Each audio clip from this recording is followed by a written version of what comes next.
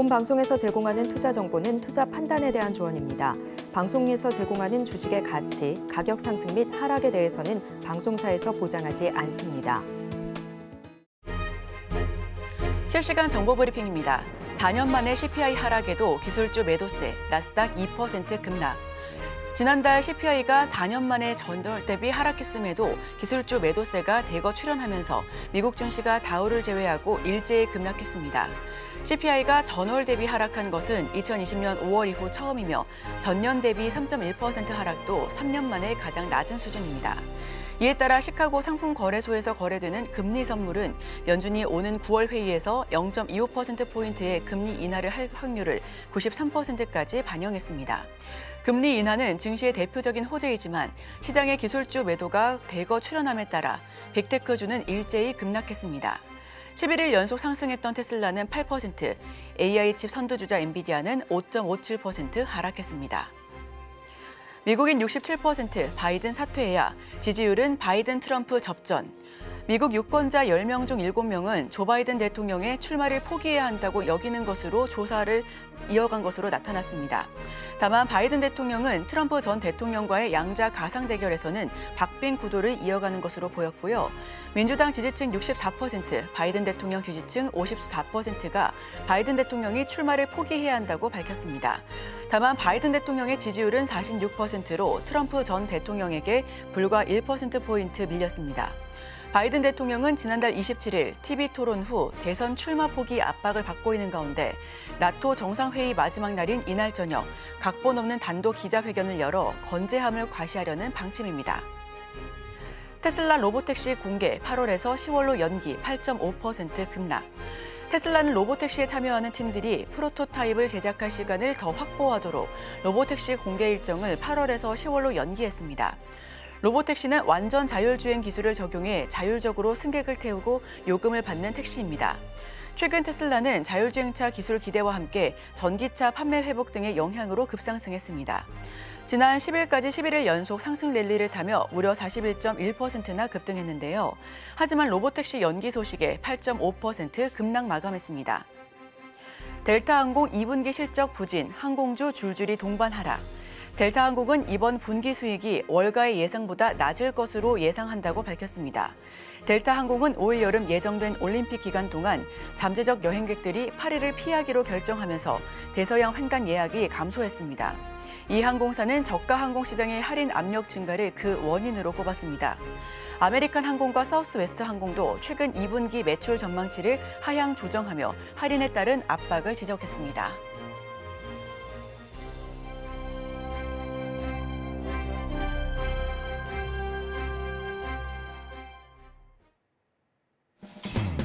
여러분의 성공 투자를 응원합니다. 안녕하세요. 증시7 진행의 이소연입니다. 간밤 미증시 3대 지수 일제히 혼조세를 연출하면서 다우지수만이 소폭 오르고 나스닥과 S&P 500 지수는 하락 마감했습니다. 특히 그동안 상승 랠리를 보여줬었던 M7 주요 기술 기업들이 일제히 하락 마감했는데요. 장 전에 발표됐었던 6월 CPI는 둔화세를 알렸습니다만 9월 금리 인하가 기정사실화되면서 오히려 시장 참여자들은 고점에 따른 차익 실현을 보인 것으로 파악되고 있습니다. 보다 자세한 소식은 이어지는 외신 브리핑 통해서 전해드리도록 하겠습니다. 금요일의 증시7 지금 바로 출발합니다.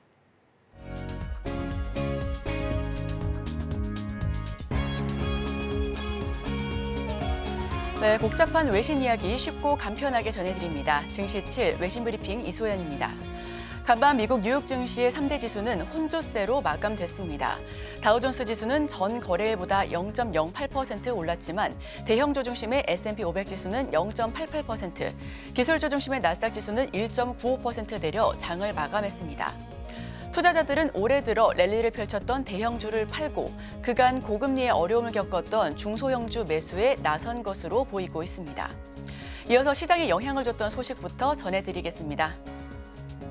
지난달 소비자 물가지수가 전월 대비 0.1% 하락하면서 연준의 9월 금리 인하 가능성이 93%로 급등했습니다.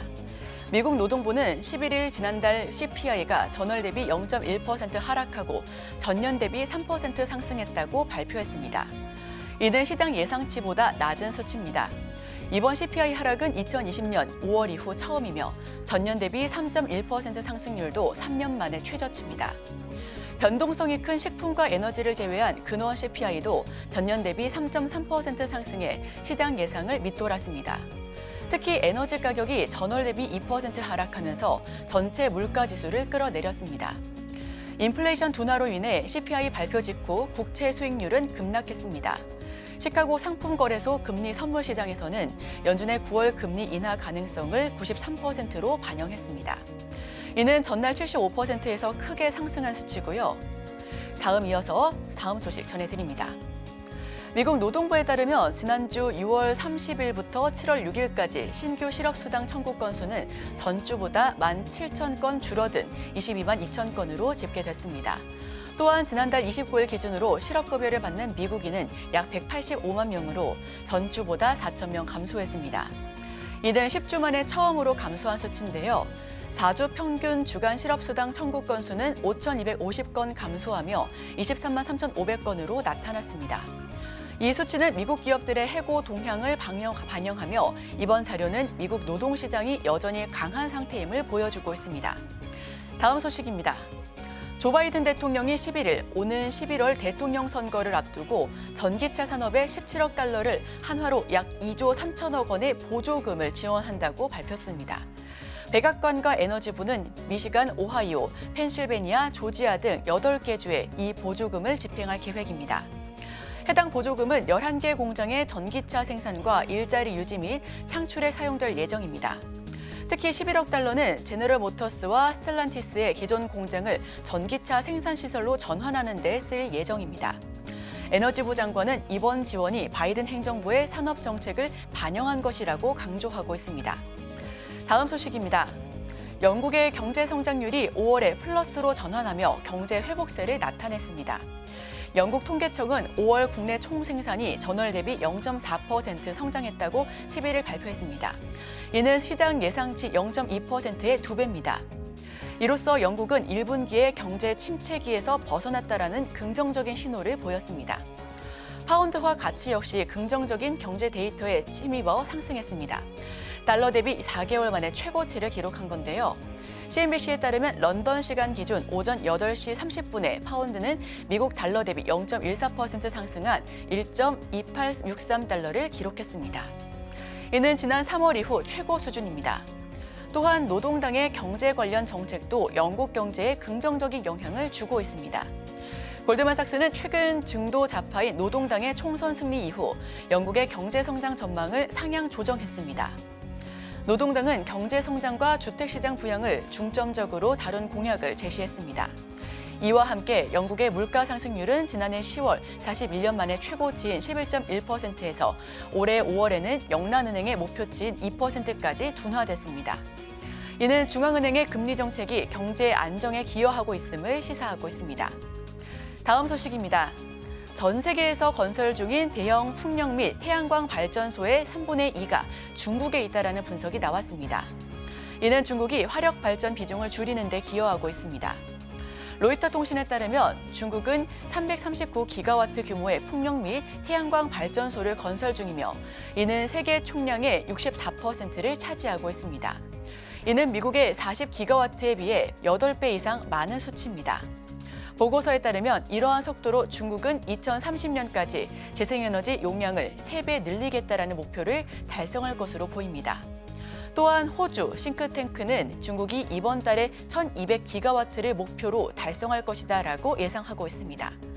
미국 싱크탱크 글로벌 에너지 모니터와 관계자는 중국 전력망이 화력을 중심으로 되어 있어 재생에너지를 효과적으로 처리하는 데 어려움이 있다라고 지적했습니다. 한편 아시아 소사이어티 정책연구소의 관계자는 5월 중국의 화력 발전 비중이 53%로 줄어들며 사상 최저치를 기록했다고 발표했습니다. 또한 재생에너지 증가로 인해 중국 전력 부분의 이산화탄소 배출량은 3.6% 감소했습니다. 이 추세가 계속된다면 중국의 이산화탄소 배출량이 지속적으로 감소할 가능성이 높다고 전망하고 있습니다. 다음 소식입니다. 테슬라는 로보택시 공개를 2달 연기하기로 결정했다고 11일 블룸버그 통신이 보도했습니다. 소식통에 따르면 로보택시 팀들이 프로토타입 제작 시간을 더 확보하기 위해 공개 일정이 10월로 변경됐다라고 전달됐습니다. 디자인팀은 이번 주 차량의 특정 요소를 재작업하려는 지시를 받았으며 내부적으로 공개 일정이 2달 연기됐다라고 전했습니다. 로보택시는 완전 자율주행 기술을 적용한 택시로 승객을 태우고 요금을 받는 시스템입니다. 테슬라는 모델 3보다 작고 저렴한 로보택시를 개발 중이며 일론 머스크는 이 차량이 운전대와 페달 없이 완전 자율주행이 되어 있다고 한다고 주장했습니다. 머스크는 로보택시가 테슬라를 10조 달러 규모의 회사로 만들 제품이라며 100년 뒤에도 이 순간을 이야기할 것이다라고 강조했습니다. 다음 소식입니다. 알파벳이 최근 온라인 마케팅 소프트웨어 회사인 허브스팟의 인수를 추진하지 않기로 결정했다고 11일 발표했습니다. 익명을 요구한 소식통에 따르면 알파벳과 허브스팟 간의 회담은 실사 단계에 이르지 않았으며 초기 논의 이후 협상이 결렬됐습니다. 로이터 통신은 지난 4월 알파벳이 허브스팟의 인수 가능성에 대해 고분들과 논의 중이라고 보도한 바 있습니다. 허브스팟의 현재 가치는 약 250억 달러로 만약 인수가 성사됐다면 알파벳의 역사상 가장 큰 거래가 될 뻔했습니다. 그러나 이는 변동성의 규제 당국의 정밀한 조사를 받을 위험이 있습니다. 현재 미국 규제 당국은 대형 기술 회사들의 인수 합병에 대해 점점 더 엄격한 태도를 보이고 있습니다. 다음 소식입니다. 미국 보잉사의 첫 유인 우주 캡슐 스타 얼라이언스에 탑승한 나사 우주 비행사들이 귀환이 다음 달 중순까지 지연될 수 있다고 10일 영국 가디언이 보도했습니다. 소식통에 따르면 기술적 결함으로 인해 이미 4차례 연기된 스타라이너의 귀환 일정이 다시 미뤄질 가능성이 있다고 전했습니다. 우주 비행사 윌리엄스와 윌모어는 지난달 6일부터 국제우주정거장에 머무르며 다양한 업무를 수행해 왔으나 추진 시스템의 헬륨 누출 문제로 인해 귀환이 지연되고 있습니다. 나사는 스타라이너의 성능을 검증하기 위한 실험을 계속 진행 중이며 7월 말 귀환이 가능할 수도 있지만 절차를 철저히 따를 것이다라고 밝혔습니다. 현재 국제우주정거장에는 정규 승부대 7명과 스타라이너 우주비행사 2명을 위한 충분한 지원이 확보되어 있어 나사는 추진 시스템 문제 해결에 시간을 할애할 수 있는 상황입니다. 보잉은 이번 문제를 통해 프로그램이 더욱 강해질 것이라며 추가 테스트를 통해 문제를 해결하겠다라고 밝혔습니다. 보잉은 스페이스X에 이어 2번째 민간 상업용 유인 우주선을 제공하는 것을 목표로 하고 있습니다. 하지만 보잉은 최근 스타라이너 귀환 지연과 737 맥스 여행기 사고로 인해 브랜드 평판에 큰 타격을 입은 상황입니다. 오늘 준비한 외신 소식은 여기까지입니다. 이어서 국내 소식과 더불어서 오늘의 일면에서 전문가의 수혜주까지 만나보시길 바랍니다.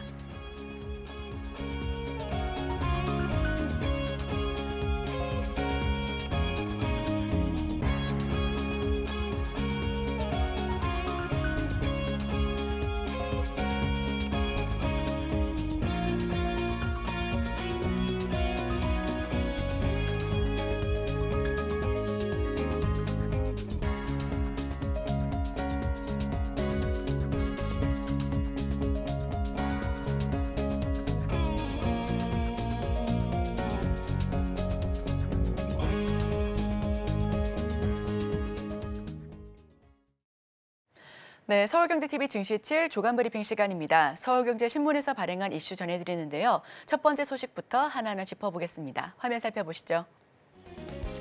2.3 갤럭시링 배터리 최장 일주일 24시간 착용해 수면, 심박수 관리한다. 첫 번째 소식 전해드립니다. 삼성전자가 10일 프랑스 파리에서 열린 언팩 제품 공개 행사에서 갤럭시 시리즈 최초의 스마트 반지 갤럭시 링을 전격 공개했습니다. 갤럭시 링은 24시간 내내 수면의 질이나 심박수 등 건강관리 기능을 제공함으로써 스마트폰과 스마트워치와 함께 삼성전자의 인공지능, 헬스케어 생태계를 확장해 나갈 예정인데요. 갤럭시 링은 반지형 기기 안쪽 면에 센서를 장착하고 손가락 피부 아래의 혈류와 체온을 측정합니다. 수면 중의 움직임, 잠들기까지 걸린 시간, 수면 중의 심박수와 호흡수 등 수면 건강과 관련된 지표를 측정해 매일 아침 알려주고 수면 습관 개선법을 제안하고 있는데요. AI 헬스케어 생태계를 확장하고 있습니다. 실시간 건강 측정 개선법을 제안하고 있고요. 가격은 49만 9,400원에 판매될 예정이며 24일 출시합니다. 3나노 칩 탑재 갤럭시 워치 7도 공개할 예정이니까요. 이 부분까지도 함께 짚어보시면 좋겠습니다. 바로 이어서 두 번째 소식입니다. AI 기반 듣기 대화 모드로 언어 장벽 해소, 더 얇고 가벼워졌다. 프랑스에서 열린 갤럭시 언팩 2024에서 또 다른 제품도 공개했습니다. 가장 주목받은 제품은 갤럭시 Z 폴드 6인데요. 전작 대비 무게와 두께를 크게 줄인 것은 물론 최대 강점인 큰 화면을 통한 AI 기능 구현으로 진정한 모바일 AI 시대를 열었다라는 자신감을 보였습니다. 갤럭시 Z 폴드 6의 가장 큰 장점은 슬림한 디자인에 있고요. 특히 듀얼 레일 힌지 구조를 적용하고 일부 설계가 바뀌면서 내구성이 한층 좋아졌다라는 평가를 받고 있습니다. 눈여겨볼 점은 메인 화면의 재질을 강화해 화면 주름이 개선된 부분이고요. 갤럭시 AI의 통역 기능에 듣기 모드와 듀얼 스크린을 활용하는 대화 모드도 추가됐다라는 설명입니다. 특히 최신 구글 제미나이 앱에 탑재돼 AI 기반으로 맥락을 이해하는 어시스턴트 호출도 가능한 것으로 알려졌습니다. 어제장에서 삼성전자는 0.2% 하락했고요. SK하이닉스는 0.84% 상승했는데요. 이렇게 좋은 소식에도 불구하고 삼성전자 약보합권을 보이면서 마감했습니다. 그 이유를 살펴보겠습니다. HBM 라인도 멈춘다는 삼성 노조, 대만과 중국만 웃는다.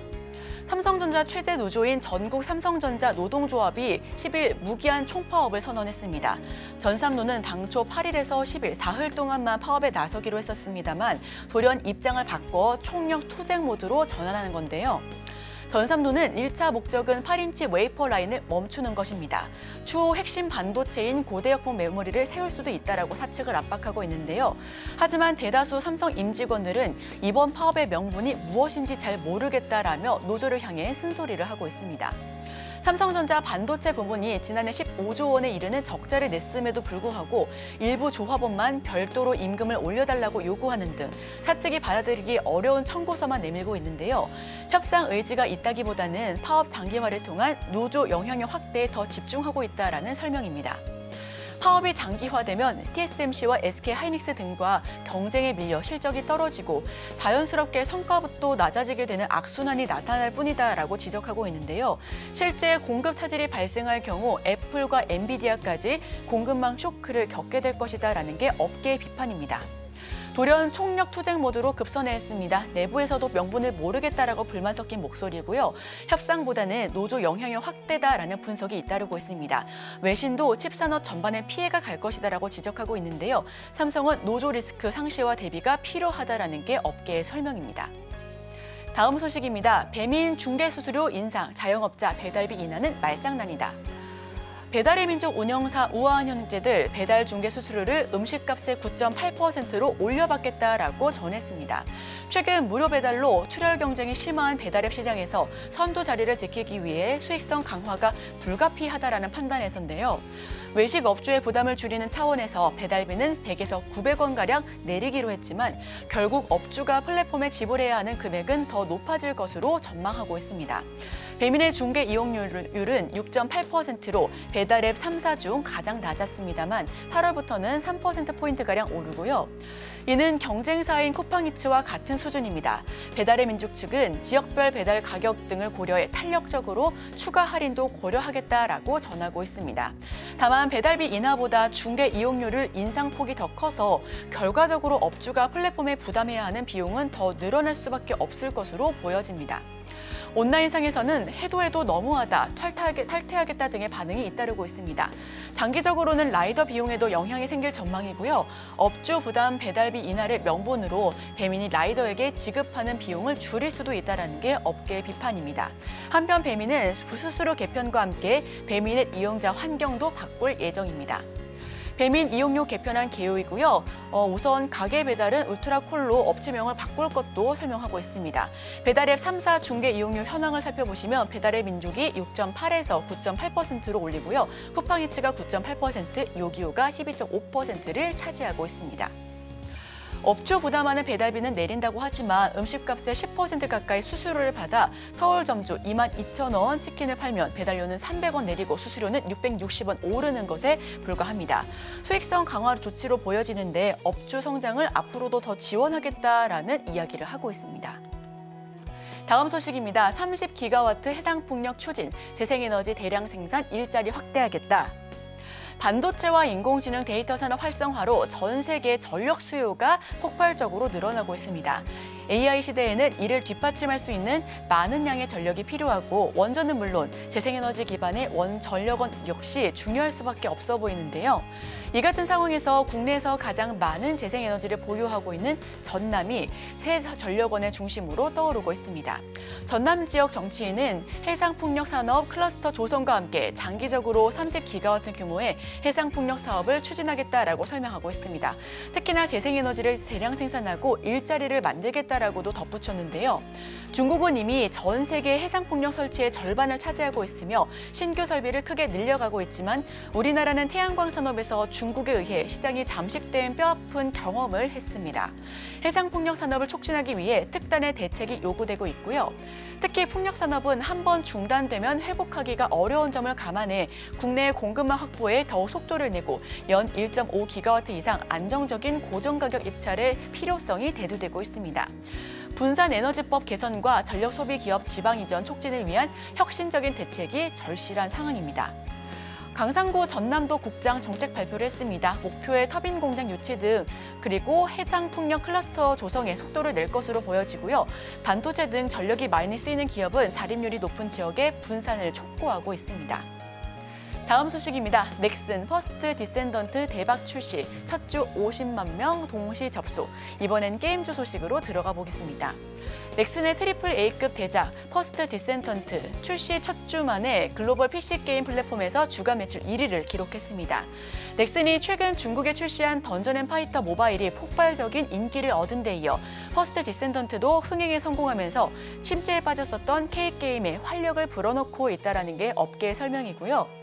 퍼스트 디센던트는 2일부터 9일까지 글로벌 PC게임 플랫폼 스팀에서 전 세계 게임 중 판매 수익 1위를 기록했습니다. 스팀 주간 매출 1위는 넥슨 게임 중에 최초다라고 설명하고 있고요. 전 세계 50만 명이 넘는 이용자가 동시에 퍼스트 디센던트를 즐기는 것으로 추정하고 있습니다. 또 다른 플랫폼인 넥슨닷컴과 플레이스테이션 등 콘솔 플랫폼 이용자까지 포함하면 동시 접속자는 40만 명에서 50만 명에 이를 것으로 추산하고 있고요. 장기 흥행에 성공할 경우 블루 아카이브와 함께 넥슨의 실적 개선을 이끌 것으로 전망하고 있습니다. 넥슨 신작들이 흥행에 성공하면서 해외 진출에 힘을 쏟는 국내 게임 업계 랠리가 이어질 수 있을지 주목받고 있습니다. NC소프트와 호연, 카카오게임즈, 컴투스 모두 신작을 줄지어 출시해 나가고 있을 것으로 보여집니다.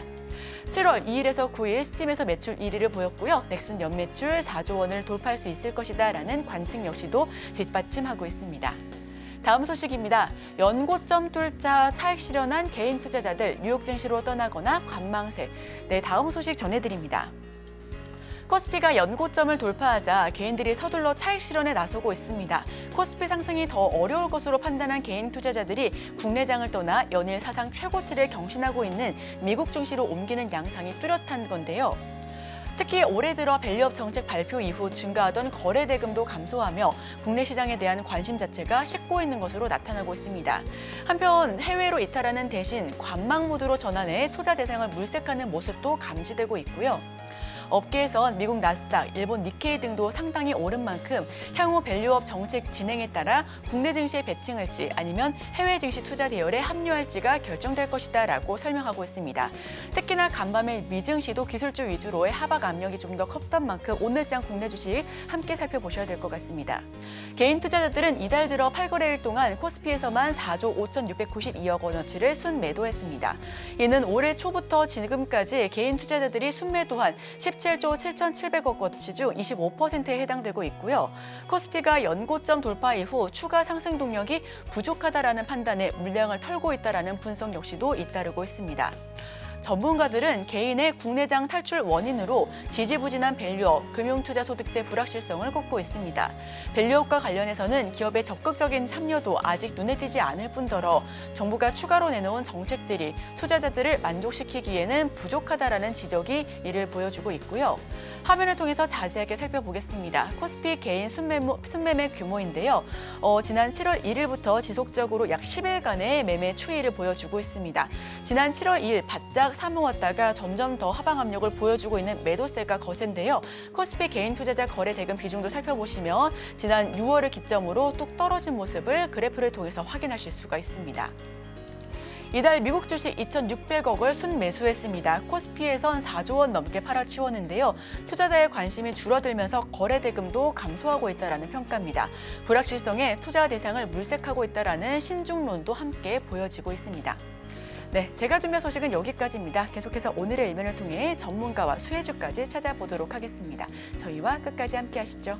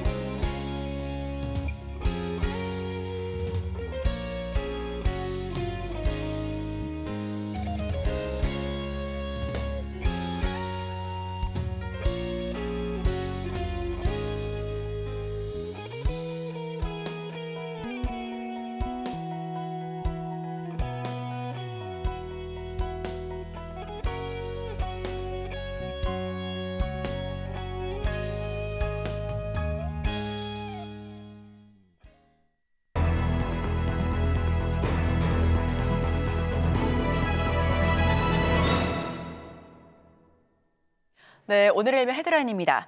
밸류업 세제 지원 공개, 금융주 들썩, 증권주는 소외, 르크투자연구소 임순재 대표 함께합니다. 어서 오세요. 안녕하십니까.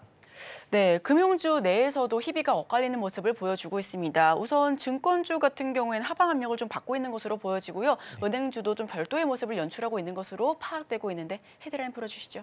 네, 뭐 최근 들어 이제 기업 밸류업 프로그램, 그다음에 이제 2분기 실적을 앞두고 금융주들이 강한 그런 모습을 좀 이어가고 있다라고 보시면 될 것 같습니다. 특히 금융지주 같은 경우는 이제 기업 밸류업에 대한 기대감이 이제 상당히 커진다라고 보시면 될 것 같고요. 여기에 실적 2분기 실적도 여전히 좋은 호조세가 이어질 것이다라는 예상들을 하고 있습니다. 대표적으로 지금 2분기 실적만 본다라고 하게 되면 국내 4대 금융지주 같은 경우는 실적들이 작년과 작년과 비슷하거나 아니면 조금씩 상승하는 그런 모습을 보인다라고 보시면 될 것 같습니다. 지금 화면을 보시면 지금 각 이제 그 4대 금융지주의 2분기 영업이익, 그다음에 이제 순이익이 이제 표시가 됐다라고 보시면 되는데요. KB금융 같은 경우는 거의 영업이익이 한 2조 원 가까이 될 걸로 지금 시장에서는 예상을 하고 있고요. 순이익 같은 경우도 1조 4,500억 정도가 지금 예상이 되고 있습니다. 신한지주 같은 경우도 작년 대비로 해서 한 4~5% 정도 증가할 것이다라고 지금 예상을 하고 있고요. 특히 우리금융이 상대적으로 조금 더 많이 이제 실적이 개선이 될 것이다라고 지금 예상들을 하고 있습니다. 우리금융 같은 경우는 영업이익 같은 경우는 25%, 그다음에 순이익 같은 경우는 28% 정도 증가를 하면서 4대 금융지주 중에서 가장 좋은 그런 성과가 나오지 않을까라는 기대를 해보고 있습니다. 최근에 이제 순이자 마진은 조금 주춤거리고 있는 그런 상황이다라고 지금 예상이 되고 있는데요. 그렇지만 기업 대출이 계속 꾸준히 증가하다 보니까 이런 순예대 마진을 순이자 마진이 감소가 된다라고 해도 전반적으로 실적에서는 큰 영향이 없다라고 보시면 될 것 같습니다. 이와 더불어 이제 홍콩 ELS 관련돼서 이제 쌓아놓은 대손 충당금 이런 부분도 물론 이제 부담으로 작용을 하겠지만 작년에도 상생금융이다라는 이름으로 대규모 이런 충당금을 쌓았었기 때문에 그런 걸 감안한다라고 하게 되면 올해 2분기에 관련된 부분에 대한 부담은 상대적으로 좀 덜할 가능성은 있다라고 생각을 하고 있습니다. 이에 비해서 이제 증권주 같은 경우는 상대적으로 조금 주가는 좀 부진하고 있습니다. 2분기 영업 실적은 뭐 대형사 중심으로는 비교적 좋을 걸로 예상이 되고 있습니다. 지금 뭐 화면에서도 보다시피 상장 대형 증권사 같은 경우는 뭐 영업이익 같은 경우 뭐 큰 폭으로 뭐 한국금융지주를 제외하고 대부분의 회사들이 뭐 30에서 50%까지 확대될 것이다라고 예상을 하고 있고요. 순이익 같은 경우도 뭐 10에서 30% 정도 증가할 것이다라고 지금 예상을 할 만큼 금융주에 대한 2분기 실적이 상당히 좋을 걸로 예상이 되고 있는데 주가는 또 이외에 좀 못 미치는 그런 모습을 보이고 있습니다. 물론 이제 최근에 이제 대형 증권사 중심으로는 조금씩 매수세가 들어오면서 꾸준히 이제 우상향을 보이고 있지만 중소형사 중심으로는 여전히 주가가 이제 변동성을 좀 보이고 있는 그런 상황이다라고 보시면 될 것 같은데요. 뭐 같은 이렇게 이제 실적이 좋아졌음에도 불구하고 그러니까 금융 지주와 그다음에 증권사가 좀 다른 그런 모습을 좀 보이고 있다라고 보시면 되는데요. 가장 큰 이유는 이제 수익의 안정성 여부가 가장 크게 영향을 미쳤다라고 보시면 될 것 같습니다. 뭐 금융 지주 같은 경우에는 뭐 그 연간 수익으로 본다라고 하게 되면 꾸준한 그런 모습을 보이고 있습니다. 물론 뭐 경제 상황에 따라서 뭐 순이익 규모가 좀 달라질 가능성은 있다라고는 하지만 그래도 일단 변동성 자체가 은행뿐만 아니라 비은행 계열사들이 많이 있기 때문에 수익이 좀 안정성을 확보했다라고 보시면 될 것 같고요. 이에 비해서 증권사 같은 경우는 뭐 수익이 좀 다변화됐다라고 보기는 좀 어렵습니다. 특히 대부분의 수익이 매매 수수료에 이제 위주를 하다 보니까 상대적으로 증권 시장이 좋으냐 나쁘냐에 따라서 일단 영업이익의 그 편차가 상당히 크게 나타날 수밖에 없다. 라고 보시면 될 것 같고요. 그렇다 보니까 최근 들어 이제 거래 대금 자체가 조금 주춤거리고 있기 때문에 상대적으로 증권사들의 주가가 조금은 약한 모습을 좀 보이고 있다라고 보시면 될 것 같습니다. 특히 이제 2분기에 지금 화면을 보시면 이제 거래소, 그러니까 분기별 이제 증시의 1거래 평균 대금입니다. 지금 1분기 같은 경우는 21조 4천억 정도가 이제 하루 거래량이었다라고 보면 최근에는 지난 2분기에는 20조 9천억으로 이제 좀 하락을 했습니다. 특히 거래소 같은 경우에는 뭐 최근에 삼성전자가 주가가 좋으면서 거래 대금은 큰 폭으로 증가를 했는데 코스닥 같은 경우는 이제 주도 섹터인 2차 전지, 그다음에 바이오 관련된 종목들의 거래가 좀 주춤거리면서 거래량 대금이 크게 좀 감소를 했다라고 보시면 될 것 같고요. 이런 감소세는 7월 달에도 지금 이어지고 있습니다. 지금 7월 달에 지금 한 10여일 이제 지났는데요. 관련돼서 일평균 거래량이 20조 3천억을 기록을 하고 있습니다. 그러니까 지난 2분기 일평균보다 더 감소를 했다라고 보시면 될 것 같고요. 이렇게 거래량 감소에 따라서 매매 수수료가 그만큼 좀 줄어들 것이다라는 우려감이 증권주를 뭐 상승으로 올라가겠는데 상당하게 이제 좀 압박 요인으로 좀 작용을 하고 있다라고 보시면 될 것 같습니다. 네, 금융주 2분기 실적 좋을 것으로 예상을 하고 있습니다만 그중에서도 증권주의 주가는 지지부진한 모습입니다. 특히 간밤 미증시 3대 지수, 지금 다우존스 지수를 좀 제외하고는 나스닥과 S&P 500 지수가 고점에 대한 우려를 보여주면서 고스란히 반영한 모습을 양상이 됐습니다. 그런데 지금 M7 기업들 급락하고 있고요. 우리 역시 코스피가 지속적으로 상단을 높여왔기 때문에 차익 실현에 대한 그런 우려가 ክ니다. 차익 실현이 가속화되고 있는 만큼 지금 금융주를 잡는 게 의미가 있느냐 하는 의견들도 나오고 있는데요. 금융주 지금 혹시 좀 들어가도 매수 포지션 괜찮을까요? 일단 뭐 금융주 같은 경우 최근에 좀 상승을 했었죠. 그래서 아마 차익 매물에 대한 욕구들은 많으실 겁니다. 특히 이제 기준금리가 이제 인하된다라고 하게 되면서 이제 기준금리 인하와 관련된 이제 수혜 관련된 종목 쪽으로 이제 많이 이제 자금이 이동될 가능성 뭐 분명히 있다라고 보여지는데요. 그렇지만 이제 기준금리가 인하되는 시점이 아직 뭐 확정되어 있는 것도 아니고요. 특히 이제 기준금리가 이제 9월달에 인하를 한다라고 해서 과연 한국은행에서 국내 기준금리를 과연 바로 내릴 수 있느냐라는 부분은 조금 더 보셔야 되지 않을까라는 생각을 좀 해보고 있습니다. 물론 이제 이렇게 기준금리가 인하가 된다라고 하게 되면 예대 마진이 조금 감소할 수밖에 없습니다. 그렇다라고 한다라고 해도 뭐 대출이 또 이제 그 기준금리가 인하가 되고 경기에 조금 활성화를 찾는다라고 하게 되면 다시 또 뭐 대출 이제 액이 증가할 수 있기 때문에 그런 관점에서 본다라고 하게 되면 금융주에 대한 부분은 크게 뭐 걱정을 안 하셔도 되지 않을까라는 생각을 좀 해보고 있습니다. 이와 더불어 이제 기업 밸류업 프로그램에 대한 부분은 여전히 좀 관심 있게 좀 보셔야 되지 않을까 싶습니다. 뭐 7월 말에 이제 세법과 그다음에 이제 상법 개정안이 이제 국회에 제출이 될 걸로 예상이 되고 있습니다. 뭐 지금 정부에서는 그에 앞서서 여러 가지 이제 기업 밸류업 프로그램과 관련돼서 세법 관련된 이제 세제 개편안에 대한 얘기들이 많이 나오고 있습니다. 지금 뭐 화면에서 보다시피 이런 이제 밸류업 프로그램과 관련돼서 기업들한테 이제 인센티브 제공하는 방법, 그다음에 이제 주주에 대한 인센티브에 대한 부분들이 계속 뭐 일부 단편적으로 좀 나오고 있는데요. 대표적으로 이제 기업들의 이제 관련된 이제 인센티브를 본다라고 하게 되면 주주 환원 정책에 따라서 배당금을 증가한다라고 하게 되면 일정 부분에 대해서 법인세에 대한 세액 공제를 해주겠다라는 내용이고요. 그다음에 이제 밸류업 관련돼서 뭐 상속세나 그다음에 이제 상속 관련된 공제 한도를 확대해 주겠다라고 지금 얘기를 하고 있습니다. 그리고 이제 투자자, 주주 입장에서 본다라고 하게 되면 밸류 기업에 대해서 배당 증가의 금액에 대해서는 이제 저율, 분리과세를 이제 진행을 하겠다라는 거고요. 이와 더불어 이제 뭐 전체적인 이제 분리과세에 대한 얘기도 나오고 있는데 그런 부분은 좀 더 지켜보셔야 될 것 같고요. ISA에 대한 지원 부분도 기존에 2천만 원에서 4천만 원으로 확대하겠다. 그러니까 그만큼 개인들의 투자 여건을 좀 더 개선시켜주겠다라는 그런 이제 얘기들로 나오고 있습니다. 그렇지만 이런 내용들이 대부분은 이제 국회의 이제 입법 사항입니다. 그러니까 국회에서 세법이나 상법을 개정해야 되는 상황이기 때문에 여야 간에 이제 협의가 진행이 될 걸로 예상이 되고 있고요. 그렇지만 일정 부분에 대해서 이제 여야 간 그 견해차가 좀 있는 것도 사실입니다.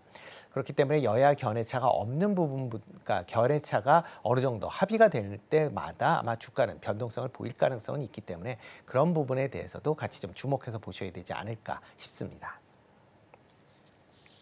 네, 금융주는 계속해서 관심이 필요하다라는 말씀을 해주셨습니다. 하반기 실적과 밸류업 추가 상승 여력이 뚜렷하고요. 조정 시에 저점 분할 매수 관점도 유효하다라는 평가입니다.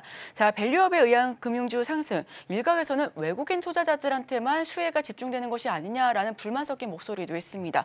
이 부분에 대해서는 어떻게 바라보고 계실까요? 일단 뭐 그 금융지주, 특히 4대 금융지주 같은 경우 외국인 지분율이 상당히 높습니다. 뭐 제일 낮은 뭐 우리 금융지주만 해도 이제 42%고요. 나머지 회사들은 다 이제 60%에서 70% 내외의 그런 이제 점유율을 갖고 있습니다. 지금 뭐 화면에서 보다시피 KB금융 같은 경우는 전체 지분 중에서 76%가 이제 외국인 지분이다라고 보시면 될 것 같고요. 그만큼 이렇게 이제 배당이 증가한다라고 하게 되면 외국인들이 그거에 대한 수혜를 볼 것이 아니냐라는 그런 이제 뭐 우려 섞인 전망이 있습니다. 그럼 이제 뒤집어 얘기를 하면 왜 외국인들이 이렇게 금융주의 지분을 많이 갖고 있느냐라고 보시면 그동안 뭐 여러 가지 이제 정책적인 그런 측면에서 본다라고 하게 되면 금융주에 대한 메리트를 우리나라 정부에서 많이 그동안 이제 억눌렀었다라고 보시면 될 것 같습니다. 특히 여러 가지 이제 그 정부가 이제 그렇게 금융지주에 대한 지분율이 거의 없습니다. 그럼에도 불구하고 이런 금융이라는 부분이 이런 이제 규제에 관련된 사업으로 이제 분류가 되다 보니까 정부가 여러 가지 규제를 강화했었다라고 보시면 될 것 같고요. 특히 뭐 지주회사의 뭐 회장 인선 같은 경우도 민간 회사임에도 불구하고 금융당국에 상당한 입김이 작용을 했던 것도 사실이고요. 그리고 순이익이 많이 발생을 한다라고 해도 그거에 따른 배당을 그러니까 금융당국이 상당 부분 제한을 했습니다. 그러다 보니까 투자자 입장에서 보면 여러 가지 뭐 회사가 좋았음에도 불구하고 여러 가지 뭐 주주를 위한 그런 정책에 대해서 계속 정부가 뭐 막아섰기 때문에 개인 투자자 입장에서 그렇게 금융주에 대한 메리트를 못 느꼈었다라고 보시면 될 것 같고요. 외국인 같은 경우에는 그나마 이런 이제 임에도 불구하고 어느 정도의 배당이 꾸준히 발생을 했기 때문에 그런 이제 배당 수익에 따라서 외국인들의 투자는 계속적으로 이루어졌다라고 보시면 될 것 같습니다. 이거는 뭐 그러니까 이거는 정부의 정책상에 어떻게 보면 여러 가지 이제 문제점으로 발생한 이양인 거지 이게 뭐 외국인들이 이런 내용을 알고 미리 뭐 지분율을 높였거나 그런 것들은 아니기 때문에 만약 뒤집어 얘기하면 이런 식으로 그러니까 은행 금융 지주에 관련된 규제 사항이 풀리고 관련된 배당 정책들이 확 바뀐다라고 하게 되면 개인 투자자들의 비중이 다시 증가할 가능성은 충분히 있고요. 그러면 뭐 이런 금융주에 대한 외국인에 대해서 뭐 퍼주기다라는 그런 논란은 그만큼 줄어들 가능성은 있다라고 보여집니다. 뭐 특히 뭐 지금 그러니까 금융지주 같은 경우는 배당률이 상당히 높습니다. 특히 뭐 대부분이 이제 5에서 6%, 그다음에 지방 이제 금융지주 같은 경우는 뭐 6에서 7% 정도까지 나올 만큼 어떻게 보면 은행 이자보다도 더 높은 배당 수익률을 기대를 할 수 있는 게 금융주기 때문에 그런 관점이 이제 널리 알려진다라고 하게 되면 개인 투자자 입장에서도 금융주에 대한 투자에 대한서 좀 더 관심을 가질 가능성은 있다라고 생각을 하고 있습니다. 네, 금융주의 핵심은 배당으로 봐도 무방할 것 같습니다. 은행이자 이상의 고배당, 이에 대한 관심 확대 요인으로도 꼽을 수 있을 것 같은데요. 그런데 금융주 역시도 다 같은 금융주가 아니어 보입니다. 금융주 옥석 가리기 전략, 어떤 기준과 어떤 잣대를 가지고 좀 바라보면 좋을까요? 네, 뭐 금융지주 같은 경우 뭐 여러 가지 이제 수익 구조가 이제 다변화돼 있고 좀 안정적인 이제 수익이 이제 꾸준하게 이제 증가를 하고 있는 그런 모습을 보이고 있기 때문에 뭐 그럴 수 있는 이제 금융지주한테 이제 관심을 많이 봐주실 필요가 있다라고 보여지고요. 물론 이제 그 PER이나 아니면 배당 수익률로 본다라고 하게 되면 지방 금융지주나 뭐 다른 이제 지방 은행들이 상대적으로 높은 그런 투자, 그러니까 그러니까 그만큼 저평가가 돼 있다라는 평가를 받을 수 있습니다. 그렇지만 뭐 장기적으로 본다라고 하게 되면 국내에서도 이제 중소형사와 대형사 간에 이제 어떻게 보면 이제 양극화되는 이제 그런 모습을 좀 보일 수도 있다라고 보시면 될 것 같고요. 그런 관점에서 보면 중소형사보다는 이제 대형 지주, 금융 지주를 관심을 가지시는 게 좀 더 맞지 않을까라는 생각을 해보고 있습니다. 그래서 뭐 관심 있게 본다라고 하게 되면 뭐 1등 금융 지수인 이제 KB금융 뭐 관심 있게 좀 보시면 좋을 것 같고요. 그리고 이제 올해 실적이 2분기 실적이 크게 개선되고 있는 지금 이제 우리금융 같은 경우도 같이 좀 관심 있게 좀 보시면 좋을 것 같습니다. 특히 우리금융 같은 경우는 최근에 이제 은행권뿐만 아니라 비은행 계열사에 대한 이제 M&A에 대한 얘기들이 많이 나오고 있기 때문에 그런 점도 하반기에 좀 눈여겨보실 필요가 있지 않을까 싶습니다. 네, 대형 금융지주 상대적으로 긍정적이다라는 분석과 함께 KB금융과 우리금융지주를 조금 탑픽으로 꼽아주셨습니다. 자, 그렇다면 2024 하반기 전망에서 금융주 빼놓고 설명할 수가 없을 것 같습니다. 밸류업의 관심도와 영향력 하반기 내내 이어질 수 있을지 이 부분도 정말 궁금하고요. 그렇다면 우리 시장 미들 구석 금융주에 조금 더 베팅해봐도 좋을지 여쭤볼게요.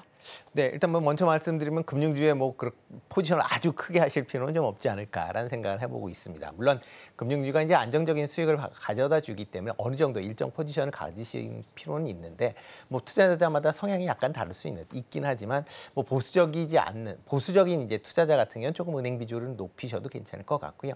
다만 공격적인 투자 같은 경우에는 뭐 아주 높이실 필요는 없지 않을까 싶습니다. 특히 이제 금융주 같은 경우에 이제 하반기에 주주 환원 정책에 대한 얘기들이 많이 나올 겁니다. 특히 기업 밸류업 프로그램 관련된 이제 법 개정안들이 계속 하반기 이후에 나올 걸로 예상이 되니까요. 그럴 때마다 이제 출렁거림이 있을 걸로 예상이 되고 있고요. 특히 이제 그 국내 금융지주의 뭐 PBR이나 그다음에 PER 같은 경우는 여전히 낮은 수준에 머물러 있습니다.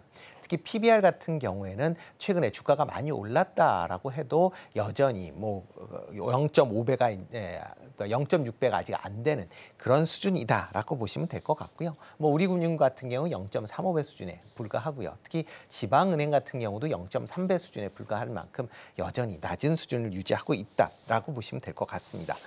뭐 국내 이제 PBR 같은 경우 이제 작년 말 기준으로 본다라고 하게 되면 0.38배입니다. 0.38배다라고 하게 되면 상당히 좀 낮다라고 이제 많은 분들이 인식을 하실 텐데요. 글로벌 전체적으로만 봐도 글로벌 이제 주요 은행들의 PBR 평균을 보면 1.18배입니다. 그러니까 우리나라보다 한 3배 정도 PBR이 더 높은 그런 수준이다라고 보시면 될 것 같고요. 뭐 제일 많이 비교되는 게 이제 일본 은행들하고 비교가 많이 되고 있는데요. 일본 은행에 비해서도 상당히 좀 낮은 그런 모습을 보이고 있습니다. 뭐 지금 자료는 이제 2월 달에 이제 만들어진 자료이기 때문에 약간 그때보다 주가가 올랐기 때문에 PBR이 좀 낮게 표시가 되어 있는데요. 지금 뭐 우리나라나 일본 같은 경우도 이런 금융주들이 다 큰 폭으로 많이 상승을 했기 때문에 이런 오른 폭은 비슷하다라고 보시면 될 것 같습니다. 그런 기준으로 본다라고 하게 되면 은행에 비해서도 여전히 한 절반 수준에 불과할 만큼 국내 은행들의 PBR은 낮다라고 보여지고요. 뭐 기업 밸류업 프로그램을 통해서 이게 어느 정도 회복 줄어든다라고 하게 되면 그만큼 주가의 상승 여력도 지금보다 좀 더 남아 있다라고 보시는 게 맞지 않을까 싶습니다. 네, 투자 성향에 따라 다를 것 같습니다만 안정지향적인 투자를 좀 추구하시는 분들께서는 비중 좀 높여봐도 좋겠다라는 의견까지도 덧붙여 보겠습니다. 자, 간밤 CPI 둔화세를 알렸습니다. 근원 CPI 역시 하락폭을 키웠는데요. 9월 금리 인하 기대감이 확산되고 있는 가운데 우리 금융주의 향방은 어떻게 될지도 정말 많은 분들께서 궁금해하실 부분으로 보여지고요. 한국이 선제적 금리 인하를 단행할 수도 있다라는 예상이 나오고 있습니다만 아직까지는 18차례 동결을 하고 있습니다. 어떻게 보실까요? 선제적으로 내리기는 조금 어렵지 않을까. 어려울 것 같습니다. 네, 어려울 것 같습니다. 그리고 또 이게 미국의 이제 기준금리가 지금 뭐 어저께 이제 CPI가 발표가 되면서 9월달에 인하될 거 아니냐라는 기대감을 좀 더 키웠다라고 보시면 될 것 같고요. 그러다 보니까 패드워치에 따르면 지금 뭐 90% 가까울 정도로 지금 9월달 금리 인하의 베팅이 이제 늘어났다라고 보시면 될 것 같습니다. 그러니까 뭐 금리 인하를 하게 되면 금융주 입장에서 보면 당연히 조금 부정적인 뉴스인 건 맞습니다. 그만큼 이제 금리가 낮아진다라고 하게 되면 예대 마진이 줄어들 수밖에 없다라고 보시면 되는데요. 그렇지만 이제 예대 마진이 뭐 소폭 줄어든다라고는 하지만 금리 인하가 되면 그만큼 이제 대출에 대한 수요가 증가할 수밖에 없고요. 특히 기존에 이제 고금리로 인해서 기업 입장에서 보면 이제 부실이 될 가능성이 좀 높아지는데 금리가 낮아진다라고 하게 되면 그런 이제 부실 가능성이 좀 줄어들 수 있다라는 기대감이 있습니다. 그러니까 금리 인하에 따른 뭐 순이익이 준다라고 하지만 관련된 또 이제 부실 우려도 같이 좀 줄기 때문에 그렇다라고 하게 되면 뭐 그렇게 큰 영향은 없지 않을까라는 생각이 들고 있고요. 또 금리 인하가 뭐 발생을 하지만 이게 점진적으로 내려가는 거지 갑자기 급격하게 내려갈 가능성은 그렇게 크지 않기 때문에 그런 관점에서 보면 금리 인하에 대한 그런 우려감은 너무 크게 갖지 않으셔도 되겠다라고 생각을 하고 있습니다. 그리고 또 하나 이제 다만 이제 우려되는 내용은 이제 미국의 이제 대선입니다. 만약 트럼프 전 대통령이 지금 상당히 이제 우세한 이제 그런 모습들을 보이고 있는데 만약 트럼프 전 대통령이 된다라고 하게 되면 지금 뭐 감세 정책이나 아니면 뭐 지금 세금을 감세 정책이나 아니면 지출을 늘리겠다라고 하기 때문에 그만큼 이제 시중 유동성이 더 확대가 될 가능성. 이에 따라서 인플레이션이 다시 이제 올라갈 가능성에 대한 부분도 여전히 남아 있다라는 점도 같이 좀 주목해서 보셔야 되지 않을까 싶습니다. 네, 미국 변수에 따른 리스크 다시 한번 꼼꼼하게 짚어보셔야 될 것 같습니다. 자, 우리가 은행과 금융지주에 대한 이야기만 너무 많이 나눠서요. 증권주 나는 아직까지 갖고 있다 하고 계신 뭐 보유하신 분들 혹은 접근하고 싶다 하시는 분들께는 어떤 시점이 가장 좋은 시점으로 보여지실까요? 네, 뭐 금융주 같은 경우는 이제 실적, 특히 이제 거래 대금이 가장 큰 영향을 미친다라고 보시면 될 것 같고요. 아까도 말씀드렸듯이 거래량이 이제 줄어든다라고 하게 되면 이제 증권 관련된 종목들은 조금 약세를 볼 수밖에 없다라고 보면 되니까 거래 대금에 같이 이제 관심을 좀 가지셔야 될 것 같고요. 다만 이제 그 지수가 올라간다라고 하게 되면 거래 대금이 좀 증가하는 그런 상황을 보이고 있습니다. 특히 지금 고객 예탁금이 56조 원, 그러니까 55조 원대 전후로 지금 계속 유지가 되고 있는 그런 상황입니다. 그만큼 증시 주변 자금은 이제 풍부한 그런 상황이기 때문에 만약 증시가 좀 더 지금보다 지수가 좀 더 상승을 한다라고 하게 되면 그만큼 이제 관련된 자금들의 유입이 되면서 거래대금 증가할 가능성은 있으니까 그런 점은 같이 좀 주목해서 보시면 좋지 않을까라는 생각을 해보고 있습니다. 그렇지만 이제 증권 관련주들은 여전히 이제 거래대금 그다음에 지수에 따라서 같이 맞물려서 움직이는 경우들이 많기 때문에 길게 본다라기보다는 단기 트레이딩 관점에서 아직까지는 좀 보시는 게 어떨까 싶습니다. 특히 이제 2분기 실적이 이제 조만간에 이제 발표되기 시작을 할 텐데요. 2분기 실적이 개선될 것이 기대가 되는 그런 이제 증권사 중심으로 보시면 좋을 것 같고요. 상대적으로 이제 대형사나 중소형사를 본다라고 하게 되면 대형사가 상대적으로 조금 더 낫지 않을까라는 생각을 해보고 있습니다. 그러니까 그러니까 대형사 같은 경우는 이제 시장 점유율이 있기 때문에 거래 대금이 증가한다라고 하게 되면 그거에 대한 수혜가 상대적으로 좀 크다라고 보여지고요. 이와 더불어 이제 기업금융, 그러니까 IB 관련된 수익도 뭐 금리 인하에 따라서 확대될 가능성은 충분히 있다라고 생각이 되고 있습니다. 대신 이제 중소형사 같은 경우는 뭐 거래 대금에 따른 뭐 그런 수혜는 물론 보긴 하겠지만 여전히 부동산 PF가 지금은 잠잠해 있지만 관련된 충당금들이 계속 지금 쌓여 있는 상황이기 때문에 그런 부분이 약간은 이제 부담으로 작용할 가능성은 여전히 상존해 있다라고 보시면 될 것 같고요. 그런 관점에서 본다라고 하게 되면 아직까지는 대형사 쪽으로 조금 보시는 게 어떨까 싶습니다. 네, 증권주에 관심 가지고 계시다면 거래 대금을 확인하면서 상대적으로 대형 증권수에 대한 그런 관심이 조금 더 필요하다는 말씀을 해주셨습니다. 지금까지 오늘의 일면으로 임순재 대표와 함께했습니다. 오늘 말씀 고맙습니다. 네, 고맙습니다.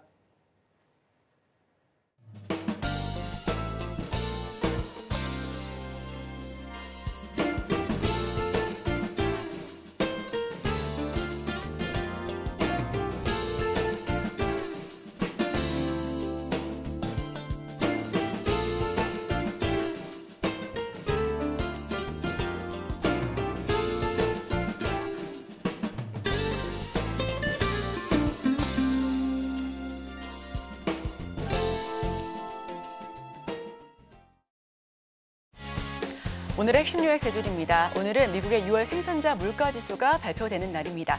얼마나 큰 둔화세를 보였을지 함께 살펴보셔도 좋겠습니다. 오늘의 일면 밸류업 세제 지원 공개, 금융주 들썩, 증권주는 소외. 네, 증권주에 관련해서도 자세하게 살펴봤고요. 금융지주와 은행주에 대해서도 꼼꼼하게 짚어봤습니다. 오늘의 일면 특징주는 KB금융과 우리금융지주를 꼽아봤습니다.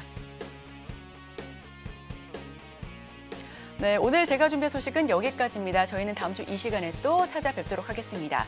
잠시 후 증시 8 오늘의 승부주가 방송됩니다. 승부주에 대한 힌트와 다양한 인사이트를 가져가실 수가 있으니까요. 끝까지 함께 하시길 바랍니다.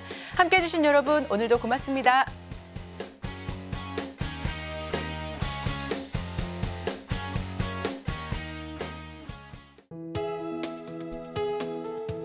본 방송에서 제공하는 투자 정보는 투자 판단에 대한 조언입니다.